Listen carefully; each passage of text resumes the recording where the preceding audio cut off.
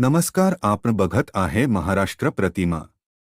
तहसीलदारांना स्वस्त धान्य दुकानातील तांदळाच्या खिचडीचे वाटप लक्षवेधी आंदोलन। गणेश ढवळे लिंबागणेशकर। बीड जिल्ह्यातील रेशन दुकानांवर नियंत्रण ठेवणाऱ्या दक्षता समित्या कागदोपत्रीच असून स्वस्त धान्य दुकानदारांमार्फत राशन कार्ड धारकांना वाटप करण्यात येणारे 3 ते 4 वर्षापूर्वीचे गहू, तांदूळ आदी धान्य अत्यंत निकृष्ट दर्जाचे असून माणसांना खाण्यासारखे नाही, तसेच स्वस्त धान्य दुकानदारांच्या मनमानी कारभार विरोधात आणि जिल्हा पुरवठा व तहसील प्रशासनाकडून या संवेदनशील विषयाकडे दुर्लक्ष केल्याच्या निषेधार्थ केला। माती कालवणाऱ्याचं करायचं काय?